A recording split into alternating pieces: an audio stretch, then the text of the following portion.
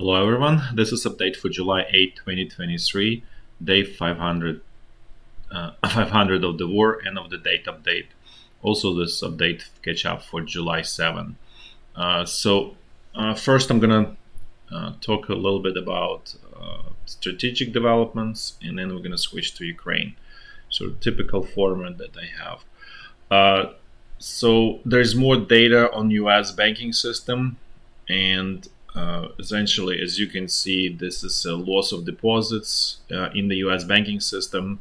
It's essentially not going anywhere. As I said, this confirms what I showed in a prior video that the situation is contained in remission for now.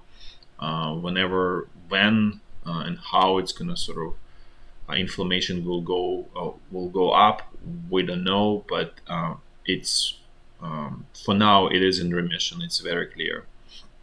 Now let's switch to a little bit more macroeconomic data. So first, I would like to actually pick up on the UK. So you can see that labor productivity is negative 1.4% in the UK. This is very extremely negative trend, and I mentioned this before was when I spoke about the US, and there was in Canada. Oh, and by the way, this 5.3, this is mistake, shouldn't be there. I made forgot to remove that, but this is the most comprehensive data point that speaks about the future prosperity and well-being of everyone. So this confirms what I've been saying before, is that the result of all of this misguided economic policies in the West, the standard of living is basically declining. It's, as I said, productivity is responsible for improvement in the living standards.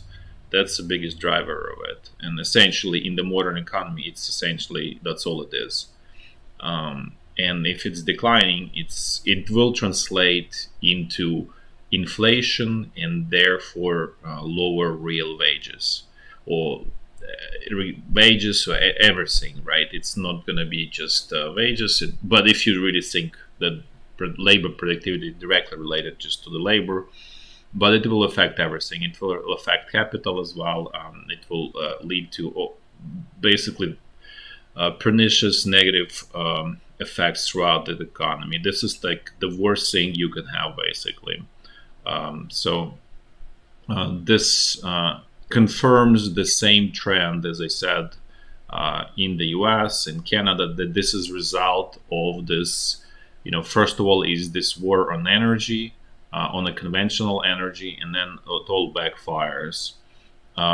And let's actually move to the US so we can look at actually how it translates into the declining living standards. It's not sort of as stark in the US, but if you look at the average hourly earnings, they up 4.4%. If you look at the inflation, it's up 4.6. So inflation is higher than your average, your earnings. So you're losing here. It's not much. The sort of most negative effect we probably already passed over, but it's still, even in this months, 0.2%. That's the reduction to the earnings of people who work for who receive salary, 0.2%. So again, this is clear sign of living standards are going down in the West, and this is again trickling down from the from productivity declines, right? So this is how it all sort of goes through the system and affects everyone in the end. So it's not just abstract sort of misguided policies, war on conventional energy. It affects everyone. It just in very indirect way, in abstract way that most people don't understand where it's coming from and why it's coming from, and that's why it's possible to do it, because majority of people don't get it. Then there is also data on there was a data on the employment in the U.S. This is government-run data. It actually goes, if you look at, if you're comparing to private um, employment data, it's just they actually go in opposite direction. And by private and government, what I try to explain is this numbers here, non-farm payrolls and private non-farm payrolls, they are compiled by the government. So basically, U.S. government agency. I don't remember which one. Bureau of Labor or something like that is compiling that, and this one is actually compiled by a private company called ADP. And what this is ADP in the US is one of the largest payroll providers, so they have visibility to a significant portion of the employment market because they actually, through their software, the people getting paid in the US when the money goes and gets deposited into the banking accounts of employees. So it goes through ADP software. So they see this, through their system, and they basically provide public sort of service by providing this statistical information. Obviously, this is PR for the company as well, but this is example of where PR and it helps society to be better informed, basically.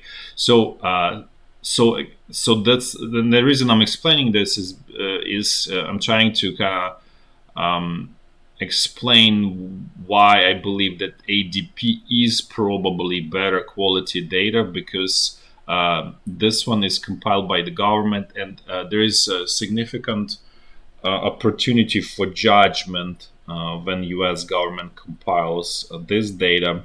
They essentially adjust the data by it's called death burst models of the company. So basically, they imagine that like this period, whatever, in June, so many companies were created in the U.S. and so many went out of business, and the net, multiplying how many on average people they employ, startups. That's how, that's a generation from this burst death model of the companies. And the problem is that this is not grounded in any real numbers. This is all imagination, and obviously to extent looking backwards and trying to see the trends in the past and all of that. It's obviously educated guess. It's not totally pulled out of thin air. But again, this is complete judgment, not grounded in any sort of real life situation. So this creates huge noise in this data, basically. So to what extent, and that's why probably there is such a huge they just go in completely their opposite direction, right? This is huge pickup, almost 500,000 people are newly employed in the U.S., and this one shows 200, right? And actually it went down from 300 to 200. Here it went from, let's say, 250 to 500, right? So like completely opposite, and again, we will sort of never find out for sure, because there is no really truly good statistics in a way, let's say in the US, and I think in the world, in terms of who's employed and who's not. It's all surveying, and this is also the US government is basically surveying. This ADP employment is actually real, because the money goes through the system. It means that this people who employed, they are really employed. So that's why I'm sort of leaning towards the trusting more ADP employment numbers rather than this government. And as I said, there is a huge opportunity for noise there. Then there is now let's switch a little bit to China.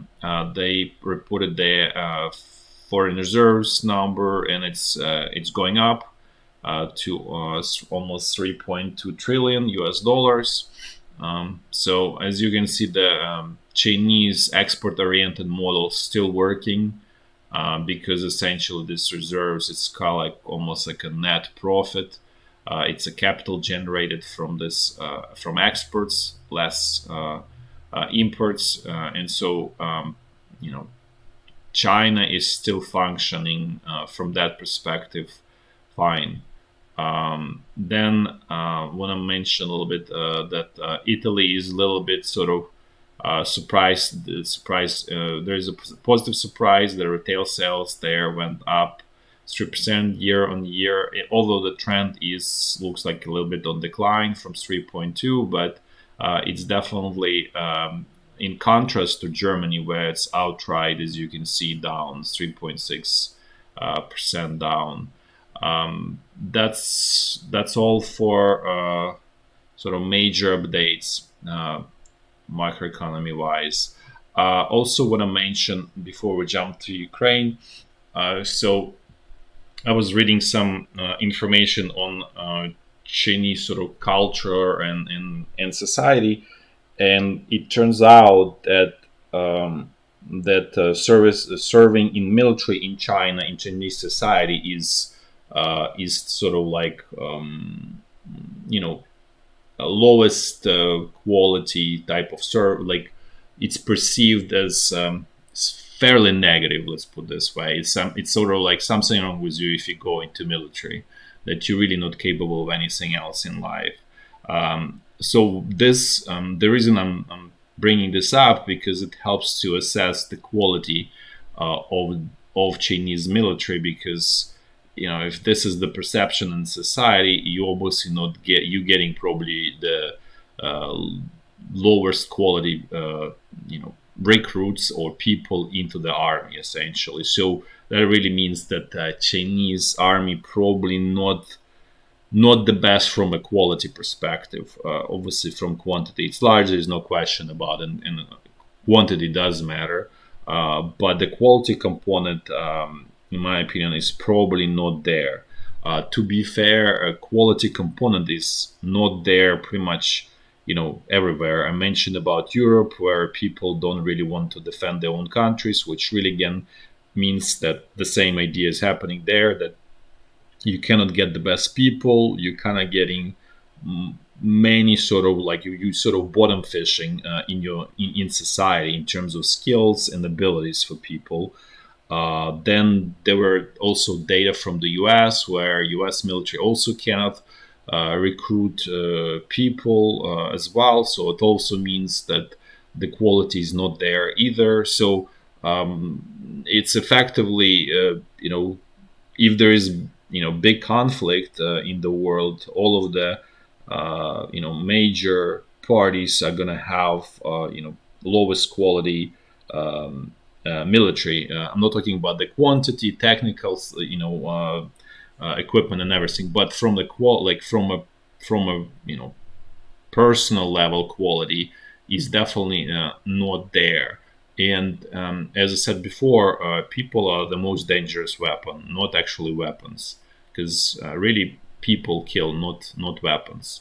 And by the way, on this, if I were sort of even kind of explain why it is so important, like if we take Germany during World War II, towards the end of the war, Germany had, high quality equipment, military equipment, tanks, aircraft, and everything, in uh, definitely on better level than, let's say, in many ways than the opposing party, and didn't help Germany, right? Because the quality went down, because the quality was lost in the first, let's say, let's say by the summer, by the, let's say, fall of 1943, the quality of German army wasn't there anymore. And obviously, it was gradual decline. It's not just like fall 1943 when things turned like immediately, but it was gradual decline. But I would say, uh, and I would say probably, if I would pinpoint, probably somewhere, I would even say November, December of 1943. After that, the decline was very noticeable in quality of German army. So even they had, great equipment and all of that, and large quantity of it, they couldn't take advantage of that of that improvement, because in a way Germany started with very, first of all, very little equipment, in many cases inadequate equipment, and so on. So it was again people who made the difference on the battlefield. So again, that's why I'm trying to highlight the importance of the people, and that's the most important factor in the war. I would say that's really misunderstood in all of the military, in Russian, Ukrainian, Chinese, European, American, everywhere. It's on the definitely not the top priority. Let's put this way. So I want to talk a little bit more about another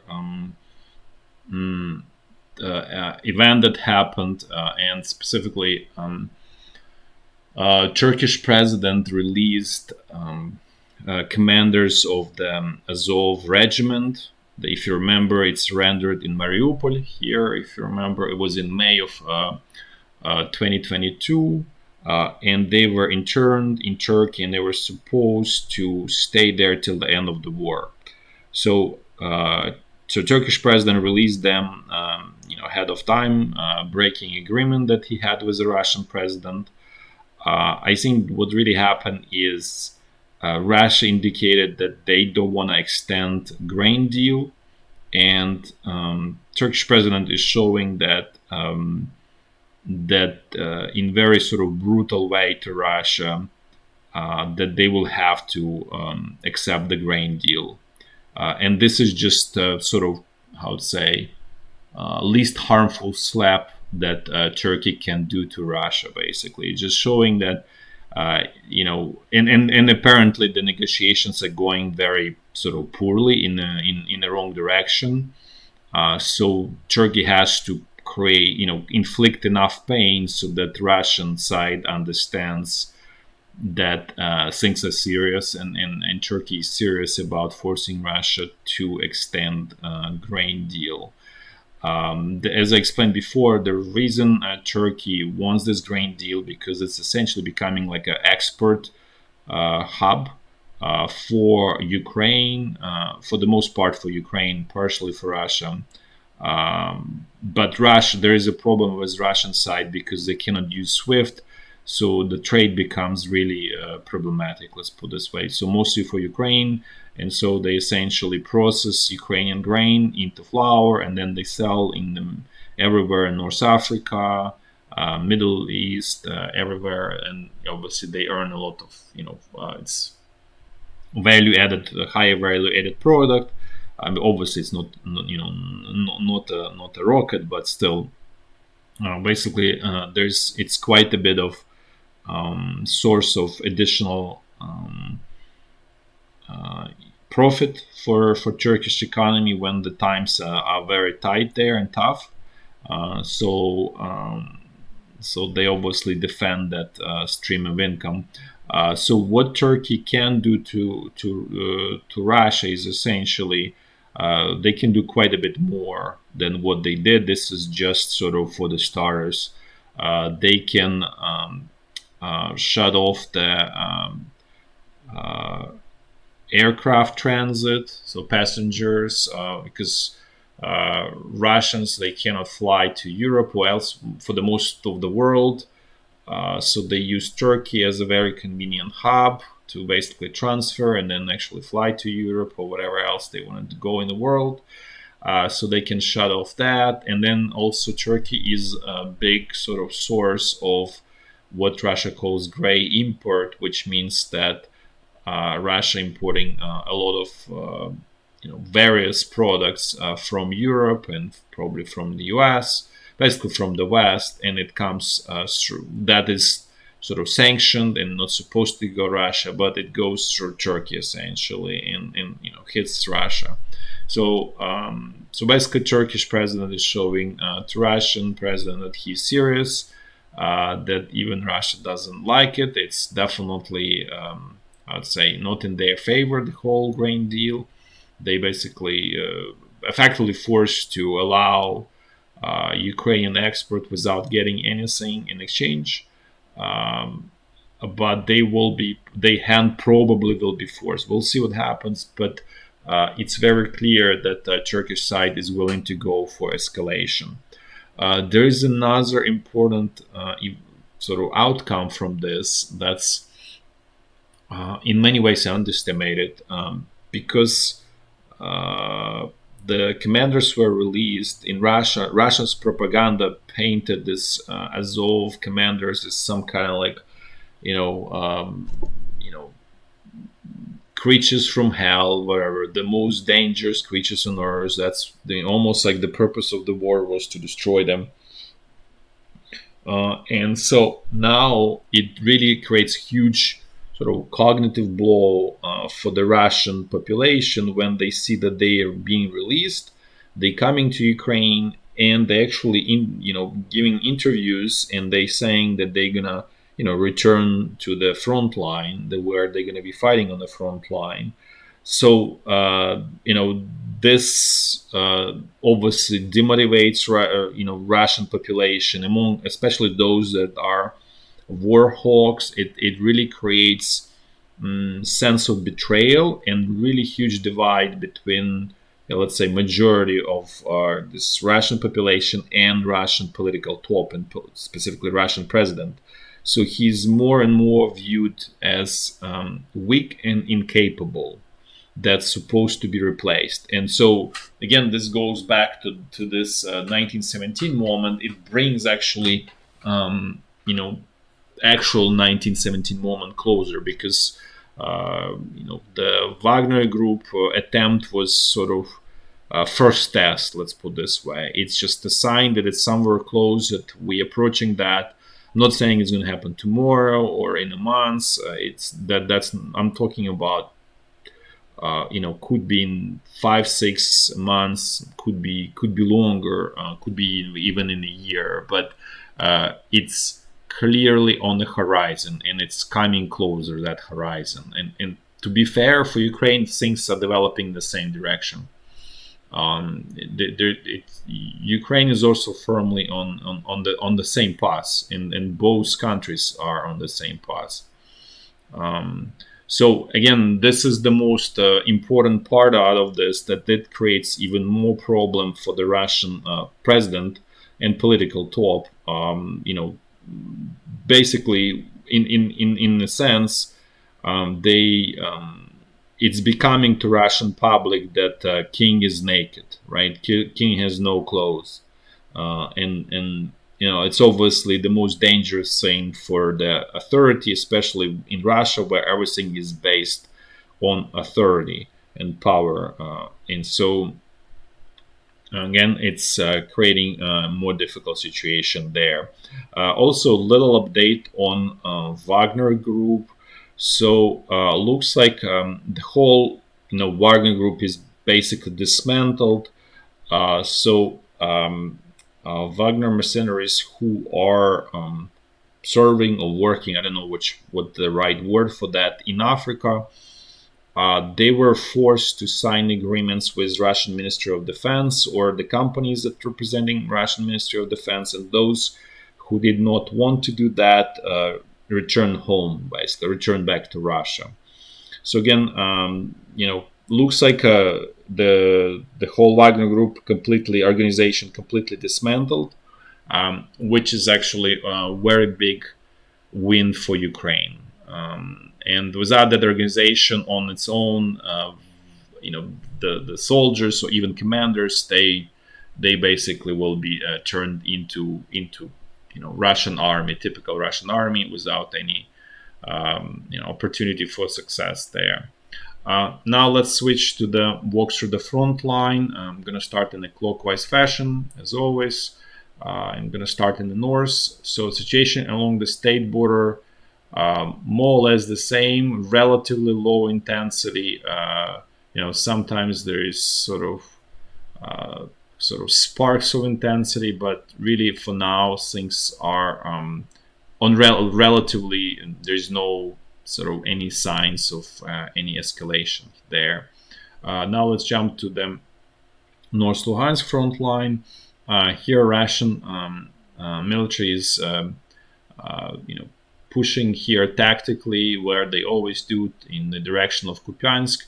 Again, this is not any major offensive. This is just tactical fights here, and sort of like nothing major is happening overall. Now let's move to North Donbass front line. Things here are fairly quiet. It's not. There's always even small skirmishes and everything. So there's not even anything even at the tactical level that's worth sort of discussing here. The only thing exception is Ukrainian side is still trying south of Bakhmut, trying to push Russian troops, and specifically Ukrainian command is pretty determined to liberate this village Klishivka, which it is kind of close towards that. It's possible that they might be able to do it, but again, this is just tactical fights. This is not offensive. It just mean grinder basically. And actually, Ukrainian command kind of lost hope and stopped attacks straight north of Bakhmut, which again means that the plans to encircle, basically liberate Bakhmut by encircling it, apparently was aborted. Not that this plan was always basically complete delusional thinking, but finally it was aborted, apparently, at least for now. Now let's move south, central Donbass front line. So today sort of is a different situation. Is Russian command is in full force, attacking in all typical occasions without any success. But I don't know if they feel a little bit more comfortable that Ukrainian offensive failed, or something else, unclear. But there's definitely increase of Russian activity on this front line. Don't know, basically how to read it. For now, I would just say it's just up. Now let's look at the Zaporizhya front line. Here, Ukrainian side is continuing this, I would say, disastrous attempts to attack Russian side. They are small scale. They are not large. So I wouldn't even call them really offensive. It's just, again, tactical fights. So there was attacks straight south of Orikhiv, and then there were attacks, in this Velikonovosilka salient. Actually, Russian troops tried to counterattack. So Russian command is not is not just sort of sitting. They're trying to play this active defense. However, I would just point that these attacks here are complete disaster for Ukrainian side, and it's actually failure of Ukrainian command. This is nothing to do with Russian side. It's just basically it's just basically a lack of any intelligence and planning and proper understanding how to do offensive in a proper way. And they were just released there was a Russian video release how they basically destroying a group of Ukrainian armored vehicles, including 2 tanks, and it's essentially shooting range. They couldn't even approach main Russian line of defense, or basically approach their infantry. It's just at a long distance, again, with the help of apparently Arlan 10 and Russian artillery, and they just do the job. And that's again, as I said before, there is no Ukrainian equivalent of Arlan 10. There's no organizational changes. This is almost 18 months or something 16 months of the war, and there are no changes. And the reason, as I said before, Ukraine has very incompetent military command and also a minister of defense who is completely incompetent. As I said before, he was saying that this UAVs or tactical drones are useless; they only good for weddings. And at the same time, there is another corruption scandal rocking Ukraine, where Minister of Defense essentially, I would say, spent $1 billion on procuring military equipment, and that 1 billion apparently is gone, and nobody knows where it is. So this is just tells you, gives you like a feeling of what's going on at the Ukrainian military top, and especially this administrative part of Ministry of Defense. And the bigger problem, Ukrainian president covers up this incompetent Minister of Defense, and he's been caught in past doing similar things, and things don't change. And as I said before, that's the biggest threat to Ukraine, to Ukraine's ability to defend itself, not actually Russian army. Russian army is in a way derivative threat from this internal problem. That's all for today. Thanks for watching. Until next time.